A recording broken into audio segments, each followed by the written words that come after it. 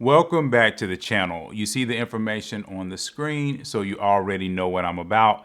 So let's get into it.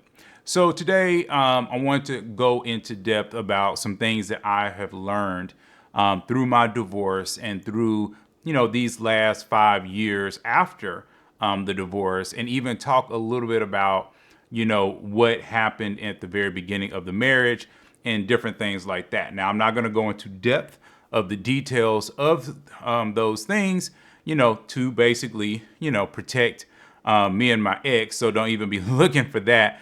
But I did want to, talk about some pitfalls, where I have noticed that, if you don't really shore up these areas, it can cause a lot of issues. And the very first one, what is the whole thing about personality? And one of the things that I know about personality, and the Holy Spirit let me know a long time ago, is that one of the main reasons why God doesn't lean into personality, like as far as the Bible is concerned, is just simply for one reason. And that is we're always supposed to be projecting an image like Jesus. And if we are truly, locked in on God, okay, we will project Jesus's image. And there is a, quote unquote, feminine version of Jesus. There is a masculine version of Jesus. But it is through that we're all supposed to be locked in on, right? And a lot of us will praise certain aspects of Jesus, and then we try to lower other aspects. But the bottom line is almost everybody, and even of the personalities that I'm always shuffling through on this particular channel, all personalities have a couple of qualities of Jesus, of God. But it is generally within the negative side of those personalities that we see people going away from what God wanted, right? And and the reason why I start there, and the main reason why for me I talk about it so much, is because to me that was where the pitfall was with me. Because see, I'll be honest, I thought, me and my ex were, truly equally yoked. I thought we had the same mindset, that we had the same goals and all of these types of things. But throughout the early part of the marriage, I learned very quickly that we didn't. While we seemed like two peas in the pod, what we really were just two people that kind of fit together, if this makes sense.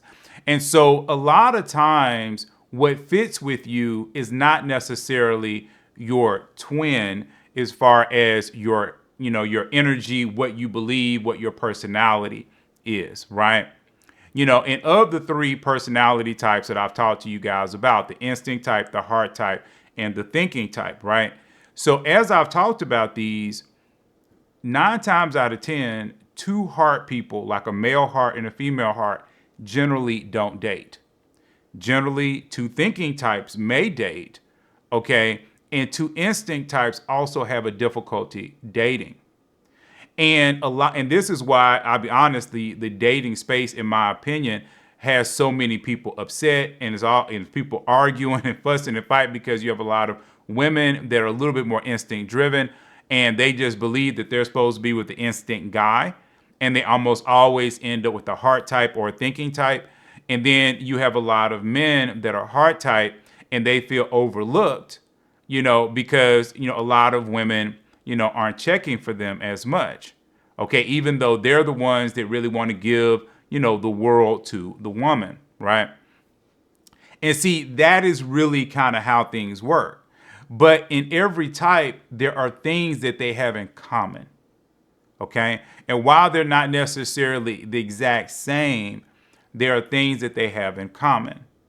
Like the instinct type, has a lot in common when it comes to the thinking type, and the fact that a lot of instinct people are leaders. And how do they come up with this leadership is a lot of times they're able to go to a place in their mind where they can think up strategy. And so thinking types love to think, right? That's the whole point. But the instinct type also has, something which is a very strong passion. They have passion for the things that they're doing, right? This is the literal power that makes the engine go down the train tracks. Like when I'm telling women, align yourself with a man that's going down the train tracks. So that's the power. It's the passion, okay, to go towards the vision. Otherwise, the man is going to run out of gas, right? Well, heart types are filled with passion. It might not necessarily be passion about going up, the mountaintop, but they have passion for people. They have passion for the literal sake of love, right? And so you can see how each type is related to another type. And it is through those relationships that of those types and the things that they have in common, which is really what binds them together. So I think we can kind of understand that, right? That's just kind of how humans are. Now, let's get to where the start of problems occur. And this is really important for people, like I say, that are newly married, that are looking to get married, and, hopefully even, like I say, people that are still in their single season, because I want you to pay attention to the pitfalls. Okay. And it's not for you to be afraid, because remember, our God is not a God of confusion. He also is not a God of fear. Okay. But we have to understand what's really going on. To me, at least for me, this would have helped me. Okay. In order to get to get ourselves from point A to point B. And the very first thing is you have to know yourself. Okay. You have to know the person in the mirror. You have to know what triggers you. You have to know what bothers you, and you have to understand that your person has the same thing going on. They have certain things that bothers them, and they have certain things that triggers them. And every person needs to really, truly understand themselves. Okay, it doesn't have to be at some deep, super in-depth core level.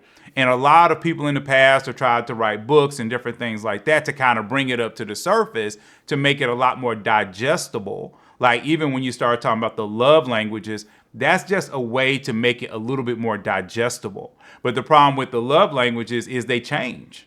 And even the author of that says that they change, right? Because people's needs change. But there are certain things that are at the core of people that they need to be open and honest about.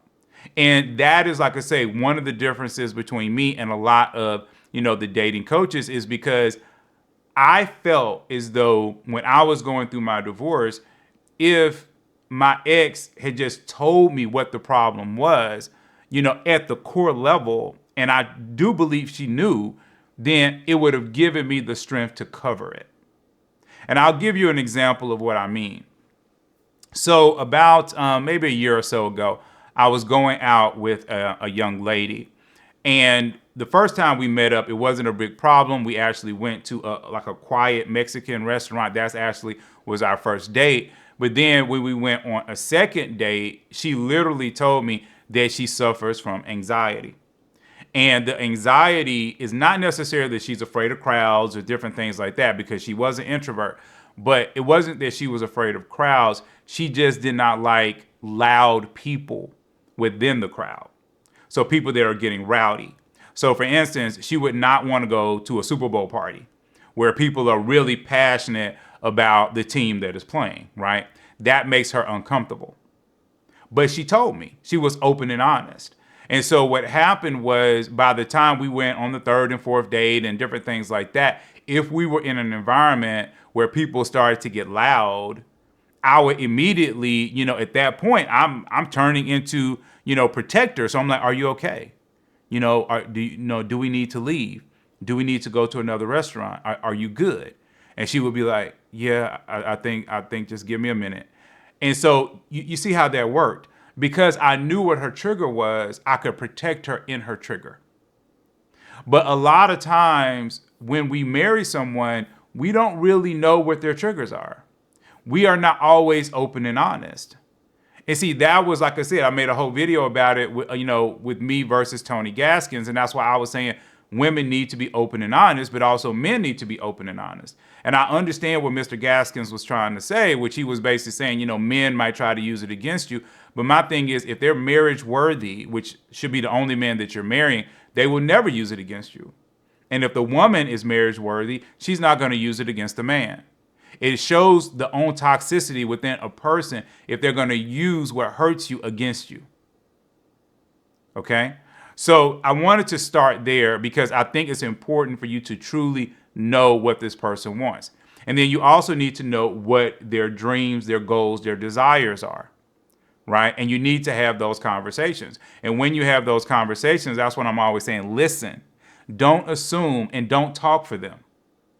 And that is something that we all do when we see someone struggling for a word. Somebody might be saying something like, well, when it comes to houses, I'm looking for, and then we be like, oh, you want a big house in the suburbs? Because we're interjecting what we want onto that person. And a lot of people will just go with the flow and they won't correct you. And see, you don't want to be there inside of a relationship. You really want to know what this person wants. Because if you're marrying, for instance, a man could be marrying a woman, and this actually happened on one of the reality shows. There was like a 90-day fiance type of deal where they just went on, got married or whatever. And the woman was very much like, oh, you're going to buy the house and buy me a house, right? And the guy was kind of looking at her like, what are you talking about? And she was like, well, my dad bought my mom a house. So I figured you would just buy the house. The man buys the house. And he's looking at her like, well, you make $150,000 a year. So why in the world can't we buy the house together? And then she got upset about that, blah, blah, blah. And that's really where the problem was. But you see how the miscommunication was. There was an assumption that that's how this man was going to do it. She came in with that assumption. Now, you might like her or hate her. I mean, that's not the point of this video. But the example is showing you that you have to be on the same page. There are people out there that believe that a man is supposed to do all of these things. And if he doesn't do these things, he's less than a man. And there are, people out there that believe women are supposed to do all these things. And if they don't, they're less than a woman. And we have women and men on both sides that feel pressure. Okay. And see, that feeling of that pressure leads you into depression. It leads you into fits of anger and rage. And it builds a wedge between you two. What's better is just to have the conversation, to find out what does this person want. Which leads me to the next thing. What does the person need? What are their desires? What are their true desires? There are some people out here that like to be literally touched. They're very touchy-feely, what we call touchy-feely. And so every time you go out, they want to hold your hand. But then there's other people that they don't really want to hold your hand. They really want to be kind of independent of you, and you both kind of go through life. There are certain people that want to tackle the world with their person. So, two people come into an environment, like I saw a commercial one time where these two people, a husband and wife, coming into a grocery store, and he's like, you got your list? And she's like, you got your list? Let's go. And they have two baskets, and they just zip through, the grocery store really quickly, and they fill up these two baskets, and then they're out of the store in 15 minutes because they came in with teamwork in order to get the job done and to get it very quickly. But then you have other people that really just want to stroll through the grocery store, both kind of holding the handle of the cart together, and they want to enjoy that time of the grocery store. And see, it's really important to say these things because a lot of times what we say is the stuff on the outside, but we're not pointing to what we really want. So we might be saying, would you slow down? Okay, why are you going so fast through the grocery store? Why do you always leave me alone in the grocery store? Instead of saying, you know what, I would just prefer us to walk through the grocery store together. I think this can be a romantic time for us. Even though we're here in this grocery place, it can still be a time for us. And see, those are the types of things that have to be talked about, right? Because if you don't talk about them, then you can't really assume that the person knows that. Because again, everybody has had a life before they met you. And that is the issue. And so they have their own opinions, thoughts, whatever it is before they met you. And so you have to consider that. Before you get married, you really need to commit to yourself that you are going to try to become the best person you can be every single day for the rest of your life. And that's something that I actually talk about all the time. The Bible talks about it in saying the renewing of your mind. Okay, that renewing of your mind. And while a lot of churches preach that God loves you just as you are, I do not believe that at all. While God does love you, okay, he wants you to make changes. He wants you to become better. He wants you to become more like his son.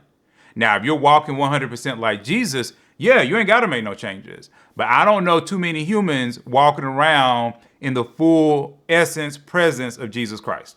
So that being said, you have work to do, right? But you should not see that work as pressure. You should see that work as a gift to yourself, a gift to God, and a gift to your person. And the reason why I bring this up is because, again, I think it's easy for us to get into a place of laziness. Okay, and the Bible in Proverbs talks a lot about laziness. See, laziness is almost its own set of toxicity. It's the equivalent. Like I said, I don't know if you all have ever seen it, but like my dad used to talk about this, and he would say, stagnant water stinks, right? Because water is generally flowing. Most of the water, we might not pay attention to it in our world now, but most of the water flows from one place to the next. Okay, that's how it does. It comes down the mountains or the hills, or even on the street. You always see it kind of going in one direction or the other. But if you have a small area, maybe like some grass or something in your, a little small area in your backyard or whatever, and there's always water that just kind of sits there. And maybe 3 or 4 days after the rain, it's still kind of sitting there. Well, that water, because it's not flowing, it's not moving, it starts to die. The areas around that water, because the water is basically drowning the area and all this other kind of stuff, so it starts to die. And you have bacteria and different things that form in that water, right? And so that's the whole concept of stagnant water stinks. And even with the human body, we know, especially now, that exercise, movement, all these things keep the body young. So we know that we have to keep moving. We have to keep getting better. That is literally the essence of life. So when you're in a marriage, it's so important to try to give your person the best you. And the best you is going to be the person you're trying to do your best to become better every single day. And again, that's going to bless you. That's going to be something where you're more proud of yourself every single day as you go through your life. Now, if you find that you are in the marriage and you're having problems, okay, I definitely encourage you to try to talk it out, okay, as much as you can. Once you're in the marriage, don't hold on to pain. So if you are upset about something, if you're worried about something, if you're frustrated about something, you can wait 1 or 2 days because you don't, and I do think sometimes people get caught up in saying it right then at that moment, but you need to understand the moment. So if a man is mad at his wife, okay, but it's her birthday, okay, he doesn't necessarily need to, voice his complaints in front of all of her friends.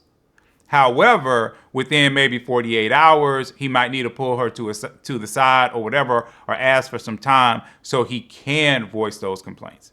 So you don't want to go months and months and months worth of time saying, I'm not going to worry about it, I'm not going to deal with it, because what happens is it just builds up.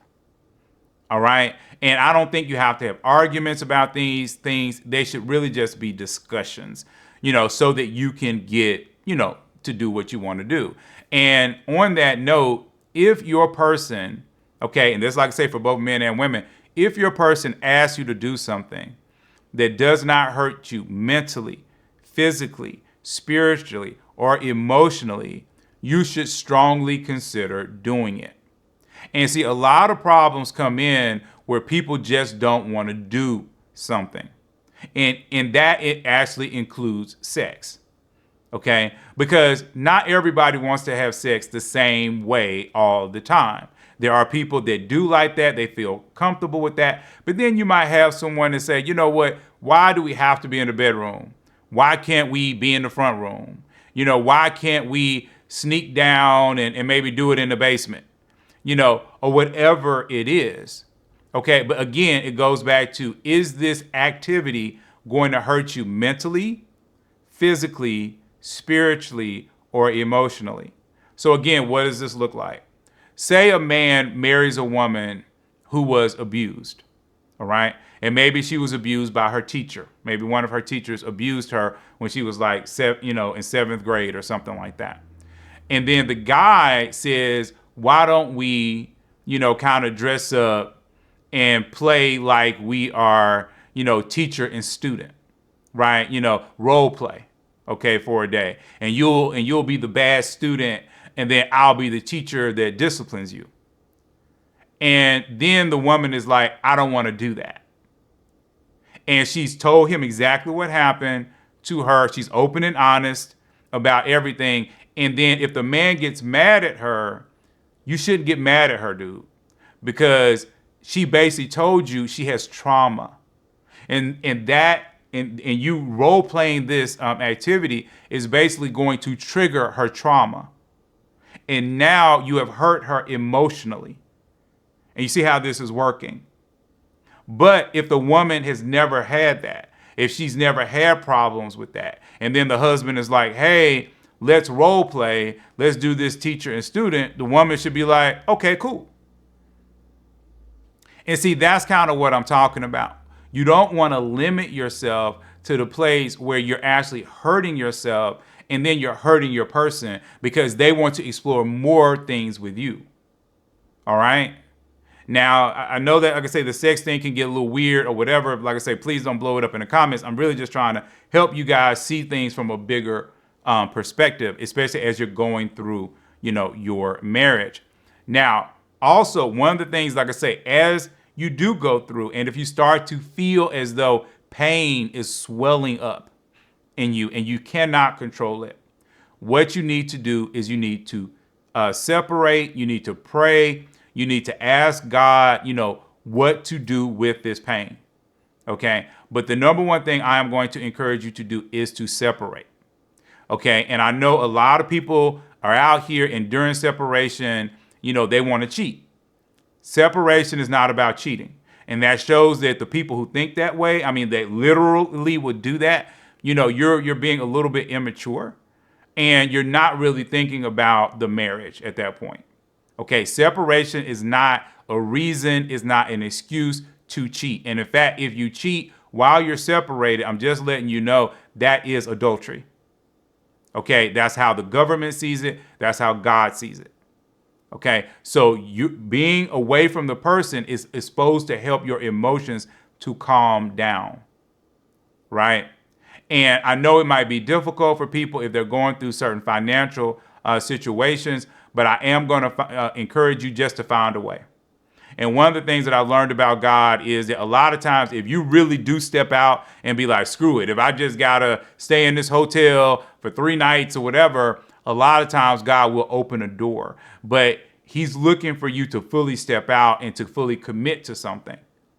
And what I would encourage you to do is to, especially if your anger is to that point of divorce, I would encourage you to separate for at least 3 to 6 months, because you want to, number one, give yourself time to calm down. And then number two, and you might think, wow, 3 to 4 months, that's a long time. Oh, yes, it is. It's a long time.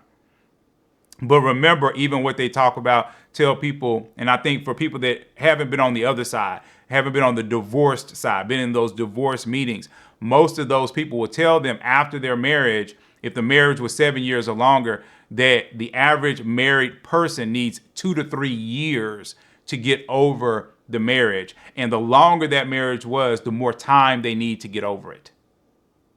So it's better to take 3 to 6 months. See, that's how much emotion needs to calm down. And another really great thing about that amount of time is it gives you time to miss the person. Okay. And to really start evaluating, what does this person bring to your life? What do they give you? Okay. Because you need to be reflecting, okay, on that. And that's why for me, there's not a lot of reasons that I am going to give anyone for divorce. And I think that's why God is basically saying, throughout the Bible, you should not get a divorce. That's basically what he's saying. Now, I understand if someone is being abused, like hit or emotional abuse. I also understand the whole sexual infidelity thing, which the Bible does talk about. Okay, but we have to look at it from God's perspective. God's, looking down towards his children. No matter how you feel about your person that you're considering divorcing, you have to remember that is God's child.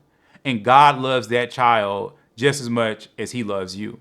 And that was actually the revelation that the Holy Spirit gave me right before I actually got a divorce. And so even when I went through the divorce, I tried to be open-minded about it. But the problem was my heart was so angry. Okay. And I needed time to calm down. And just like I'm encouraging you, like I said, because this is the information I would have wanted, about 3 months after the divorce was the first time that I actually calmed down enough to almost think straight. I couldn't even think straight. That's how angry I was. But 3 months after just having that separation, I was like, I don't feel so bad anymore. And then another 3 months after that, I was like,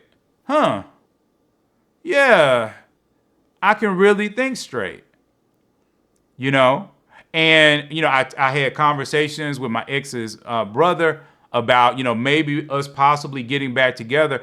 But I couldn't even fathom that for the first 3 months. It took to me get to around the 6th or 7th month for me to even fathom that. And that's how much anger, was in me. And I didn't even know it was that much anger. And that is why, I'm encouraging you to separate, to allow that anger to cool off. All right. And it was like I was telling someone on the Zoom live that we did recently. I knew a lady who separated from her husband for 2 years. Right. They had some disagreements about some things. They separated, but they got back together. And once they got back together, she told me and her talked about it. She said everything was great. She was like, he was like a brand new man because he appreciated her now. And she said she was brand new with him because now she appreciated him. And they saw all the great things that they could be because they allowed themselves time to kind of miss the other person and to even kind of see how the world was really working around them. Because when you're in a marriage or even in a relationship, you're kind of protected from the world. But once you're single again, even though this is in theory, because you're still technically should not be, having sex with anyone or anything like that, you're still feeling those single urges, feeling desires to have sex, feeling desires to have conversations with the opposite sex, trying to figure out, okay, could I date someone else? And then starting to see all the problems that are actually out in the single world that you actually didn't have in your own life.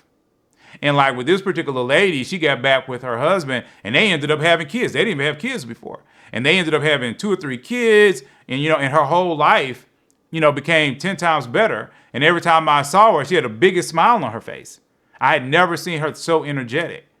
And I had another friend that was talking about, going through a divorce right around the time I was going through a divorce. And she separated. But I went on and got the divorce. And then she came back to me, even with her, came back to me and she basically talked about how great their new marriage was. Because it gave both sides time to really see, okay, how is this person really affecting my life? What am I losing now that they're not here? Because it's like you'll have people that are sitting around, like there might be a person out there, and you might have a woman that's saying, well, I don't need him, blah, blah, blah, blah, blah. I can do it on my own, and I got friends that are single moms, so I can take care of our kids. But then as soon as she separates from her husband, and she has these 2 kids, now she's picking the kids up from school, and she's thinking, well, dang, he used to pick them up from school. And then now she's like, okay, well, I got to take care of XYZ. And she's like, he used to take care of XYZ. And then she's looking out and the grass is not cut. And she's like, wow, he cut the grass. And so now for the first time, she's starting to recognize, wow, he does a lot. He does a lot that I'm not giving him credit for. Okay. And yeah, I want a man in my life. And really, he's not that bad. And so it gives us time, to think and consider, those types of things. And that's why I encourage you to separate. But remember, you're not out there to have sex with people. This is not your window to go have fun and do things that you wanted to do when you were young, because that's how you end up in more trouble. Making a baby, extra out here or getting something. And then, and like I said, from a Christian perspective, you cannot believe that the devil is not sitting there like, oh, yeah, she's separated now. So, yeah, let me throw Tariq at her. Let me throw Malik at her. Let me throw Charles. She always like Charles, because he just divorced his wife. So, yeah, let me throw Charles at her. And, yeah, and he's going to mess with you, right? But what I'm encouraging you to do is to see it from the bigger picture and to see it from a way to get away from your pain. Right. And if there's more ways and strategies, definitely people put them in the comments. We're here to help each other. Now, here's the last major thing I want to talk about on this particular video. And that is if you go through the divorce, if you're actually on the other side of the divorce, I want to talk about some of the things that you're going to lose and some of the pain that you're going to feel. So the very first thing is a broken heart, a truly broken heart that happens in divorce is so painful that it's like I say, I literally would not want anyone, even my worst enemy, to go through it. In fact, when I first started this channel, that's what this channel was about. It was supposed to be more about divorce and things like that. But what ended it up going was more about singles, because a lot of my thought pattern was, I know with me, with my marriage counseling, I just felt like my marriage counselors didn't go deep enough. They didn't tell me enough. They didn't really prepare me for what I was going to experience in marriage. And even though my marriage wasn't bad per se, or anything like that, there were things that, like I said, if I had been prepared. And see, for me, I'm all about preparation. I'm that person that, the Bible talks about in Proverbs, and I'm always encouraging you all to read Proverbs. And it says that if you basically correct a wise man, he will thank you. Okay. But it also says right under that or above it, I can't remember where it is. If you correct a mocker, he'll get mad at you. Right. And see, most people don't like to correct other people because they feel as though these other people are going to get mad at them. They're going to say, why in the world are you in my business? You don't know nothing about me. All this kind of stuff. And like I said, Proverbs does talk about that. But it also talks about there are a subset of people that they want to know. And I've had people, like I had a guy, and like I say, it's a true story. I had a guy that called himself my friend. And one day he came up to me and it was something going on with my shirt. And he was like, oh man, your shirt is blah, blah, blah. And I was like, oh, okay, cool. Well, help me fix it. And he was like, nah, man, I ain't gonna help you fix it though. I ain't gonna help you fix it. And see, once he told me that, I was like, how can you call yourself my friend? And I remember telling another person about that exact incident. And then that person told me, yeah, I probably wouldn't have said nothing either.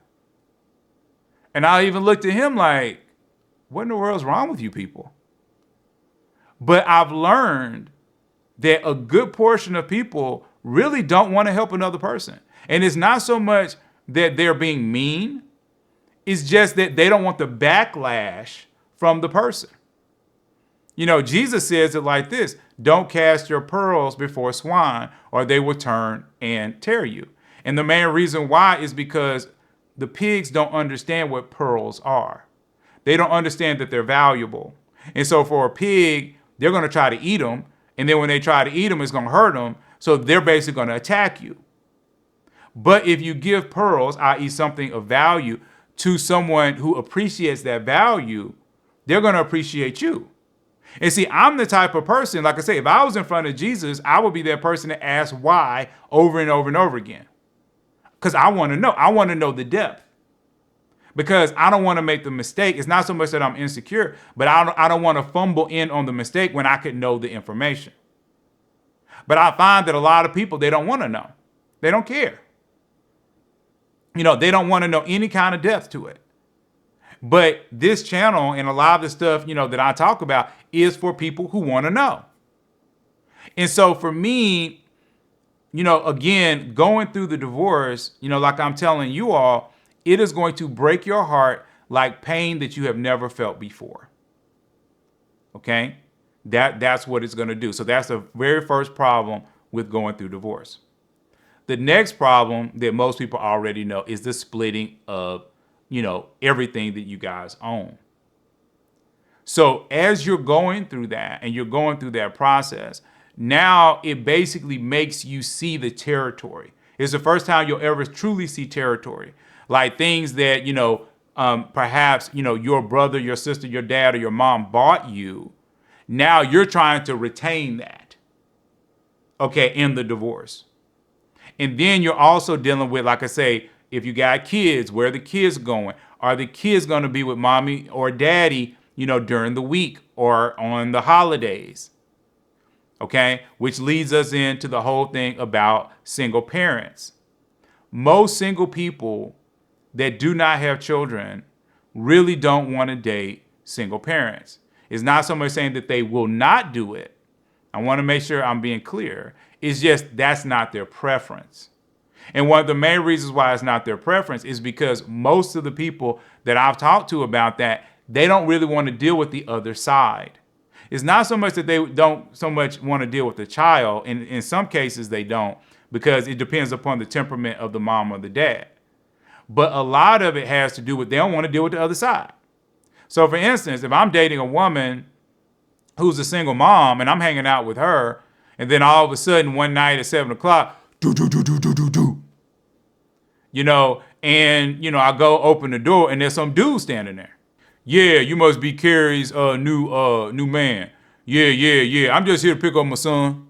No big. Hey, little T. Yeah, come on out here. And then, as he leaves, if he's a good guy, he'll just pick up his son and move on. But if he's a jerk, he might be like, yeah, I hit that for a little while. Go have fun with it. And see, that's the type of thing that, men don't really want to deal with. And there's a lot of women that don't want to deal with that either.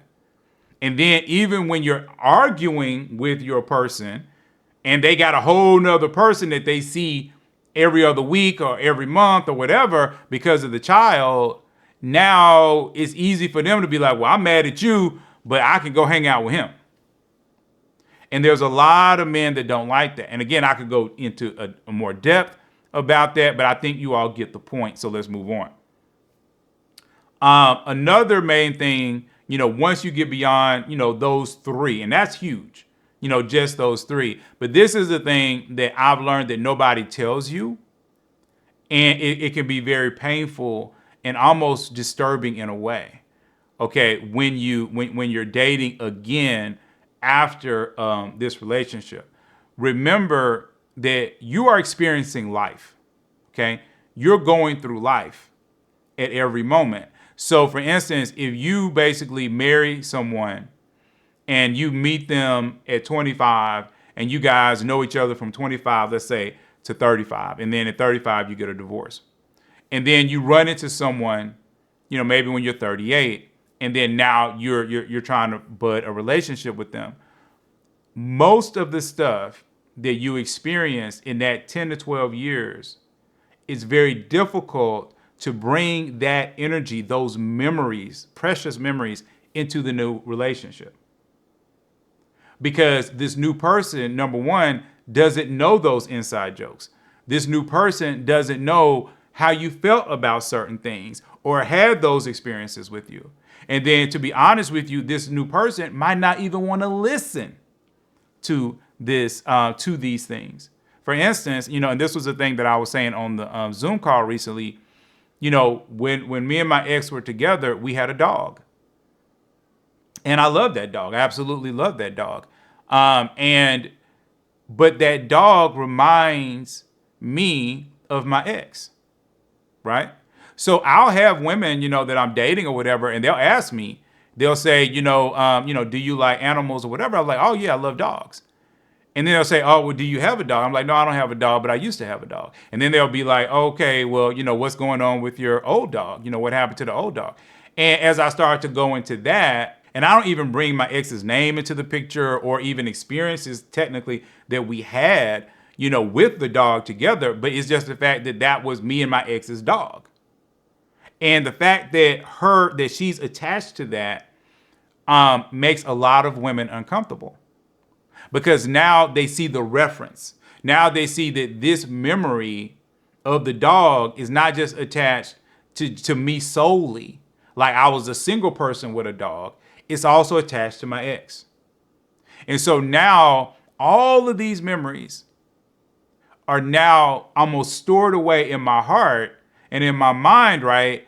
And I can't experience those memories with anyone, because my sister and her family and stuff like that, they don't know about those things.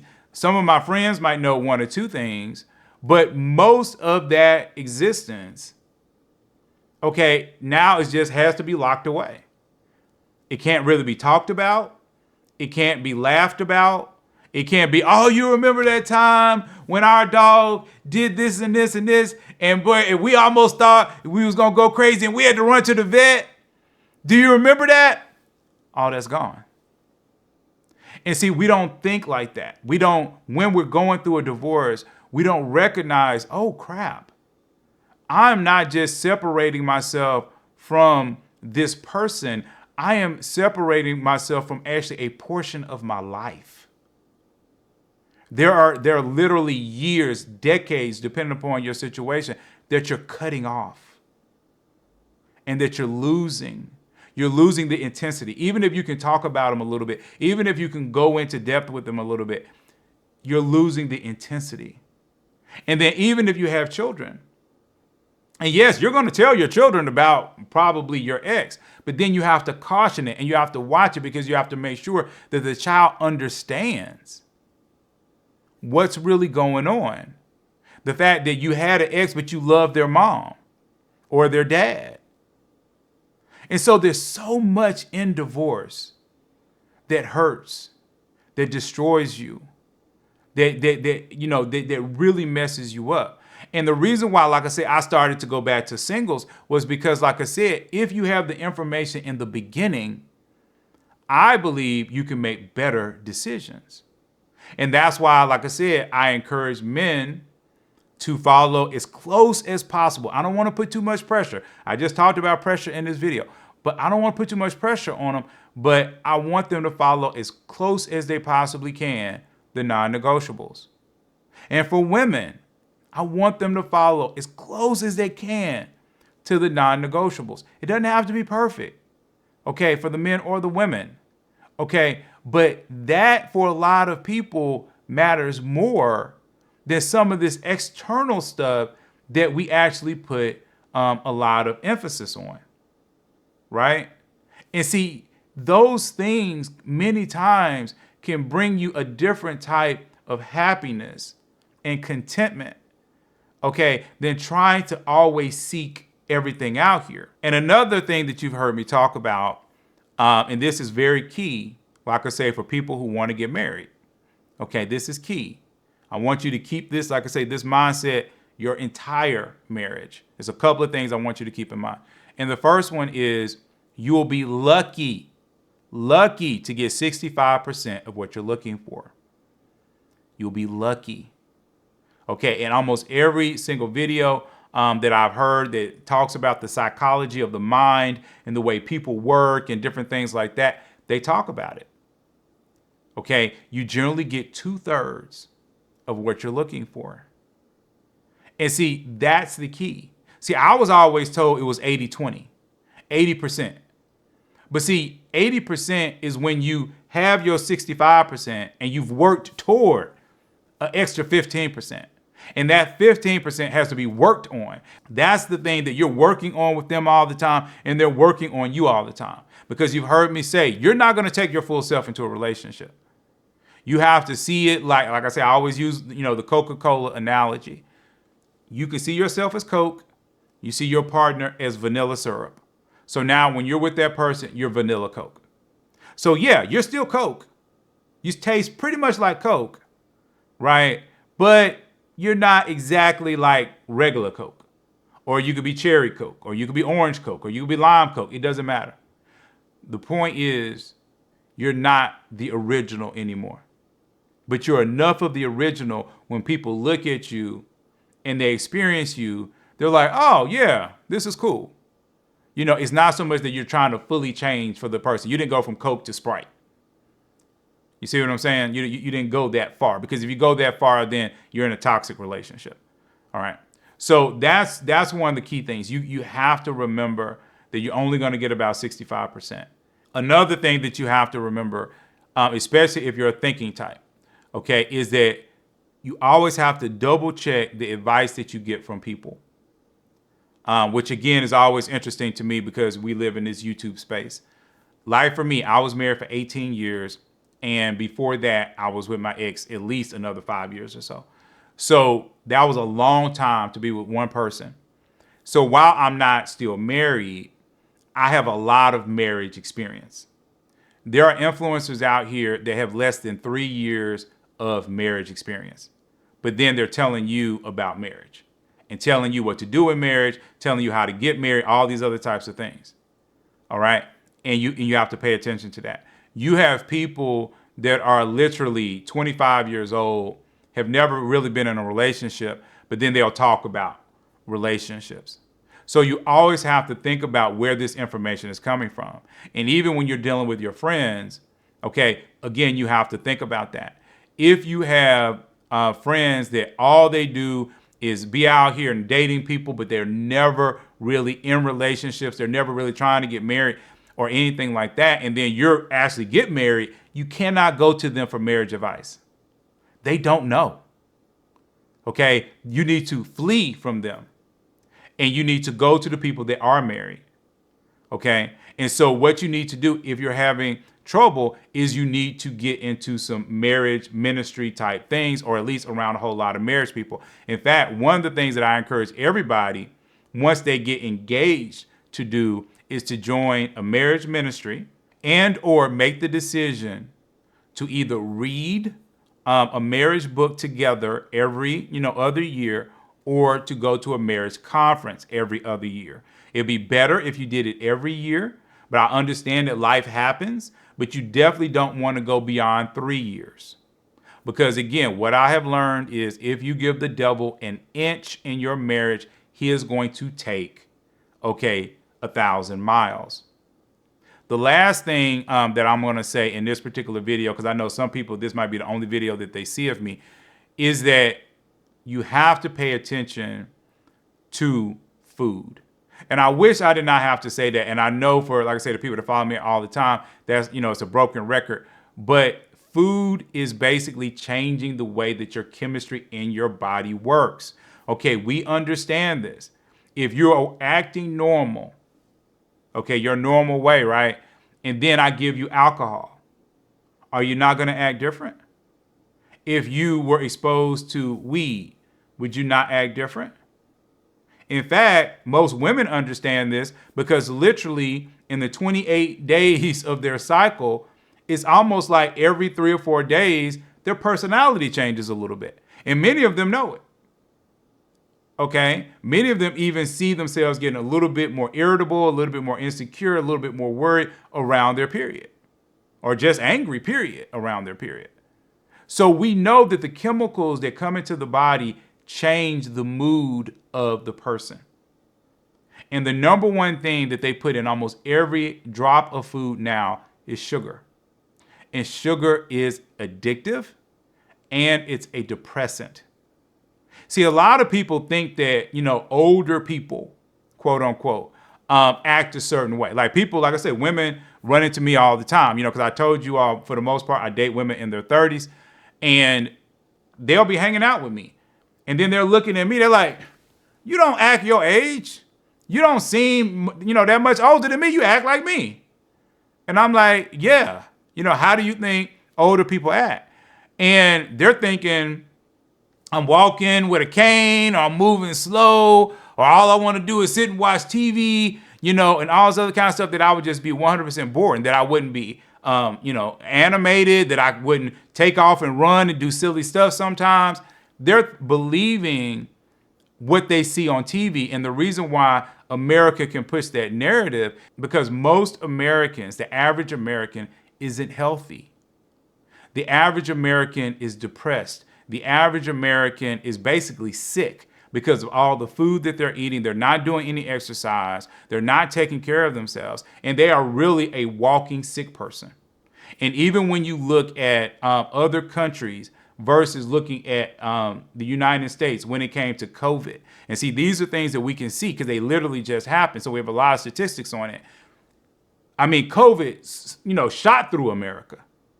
There was countries where COVID didn't do much of anything. Why? Because the people were pretty much healthy. Because sickness, it's hard for sickness to get into your body unless you're really already sick.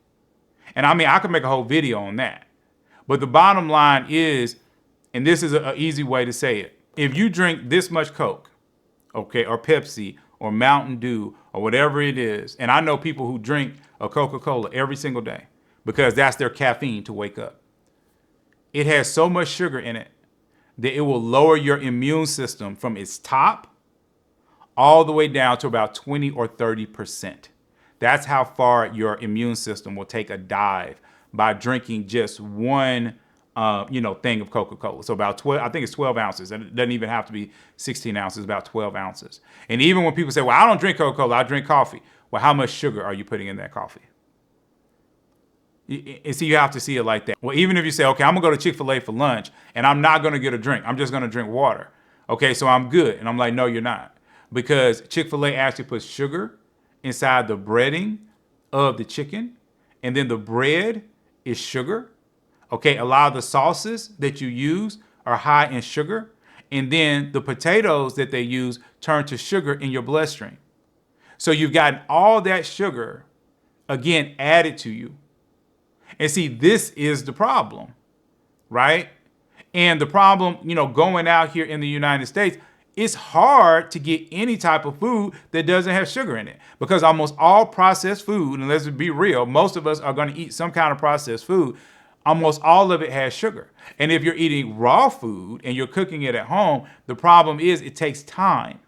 And that's why people really believe in some kind of hybrid of the traditional family or just a straight up traditional family, because at least one person can watch the food. And see, people don't understand that food is creeping up. That's why I said you can't give the devil an inch. But I guarantee you, if you're not paying attention to the chemicals that are coming into your body, you have a big wide gap that you didn't even know that the devil sees without a problem. And he's going to get in there and he's going to exploit it. And the thing about the devil is the devil's very patient, extremely patient. So he might start off in year one and you think you're good. But in year two, you get that inch, that little bit of inch. Maybe it's not in food. Maybe it's the fact that you're watching porn, or the fact that, she's out there and she's flirting with the old boyfriend. But then, he'll be patient. And then, and we've all heard stories like this. On that seventh year, y'all have an argument. She'll go down, to the mall or whatever. And then she'll run into that old boyfriend. And she'll remember all those things. And it's always funny how it happens when you're going through something. It's funny how it always happens. And that's why I tell you, it's a plan. The devil has a plan. And when you see stuff like that, that's why I'm giving you this information now, because I want you to quickly change. And I want you to say, oh, I see what Jay was talking about. Get away from you. You were literally sent here by the devil. Or the man might be out there and then he thought he was over porn, but now he's back on it. And now he's like, well, let me go down to the strip club. And let's be real, some of the strip clubs, have little extras. And so now he get him a little extra or whatever it is. And now all these problems are happening and they're just building upon building up. And you're like, where did I go wrong? And it's because you let that inch get in there. And I know this is a long video, but I've been having this on my heart for a long time. I might make a couple of more of these, just depending upon, honestly what's on my heart. Because for me, it's about getting you all married, but it's also about keeping you married forever. Bringing glory to our God And then also having your children to see mommy and daddy working it out, because that is the best education they will ever have when it comes to relationship, is to watching mommy and daddy. They're going to go through problems, but watching them love each other for 18 plus years, that will teach them how to love. And that'll teach the next generation how to love. And so we can turn this tide of divorce, of single moms, of all these issues out here, but it starts with your family.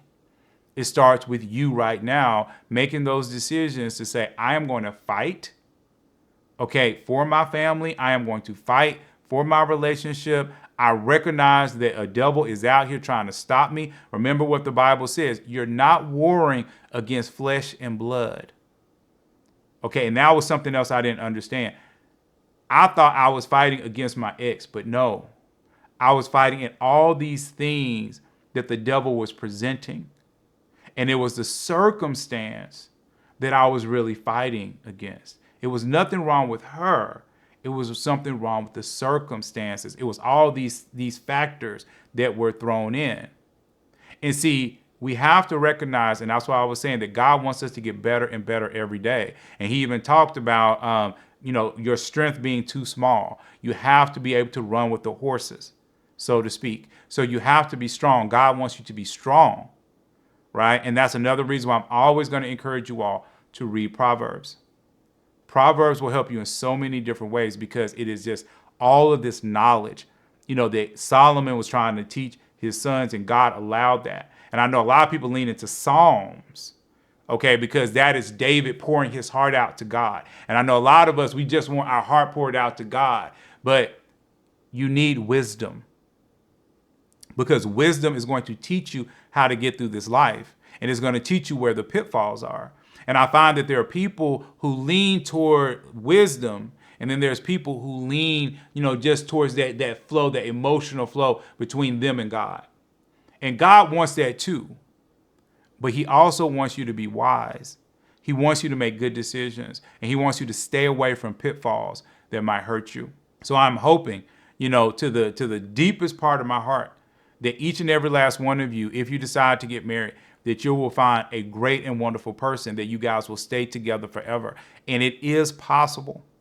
But I want you to take this last little bit of a nugget of knowledge, and that is work on your marriage every day as though it is falling apart. Work on it with the knowledge that if you don't keep it going, okay, it can fall apart. And you have to see it like that. You have to see almost like in a desperate situation. It's desperate to keep it together. I got to fight for it every day. I'm not going to let you out of my sight without hugging you. I'm not going to let you leave out of here without knowing that I love you. I'm not going to let us argue and fuss and fight when we could heal it right now. Ladies, get on your knees and pray. Men, get on your knees and pray. Pray, like I said, like literally, like it just means everything.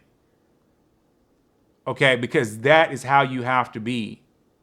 Otherwise, like I said, you can end up with this 50% of people that are out here, okay, that are divorced. And you don't have to. All right? You just don't. So anyway, remember, that we do lives on the first and third Wednesday. That might change in 2025. But for now, we are going to keep that schedule. It happens at 7 o'clock Eastern. And until then, please like and subscribe. I'm going to see you all in the very next video.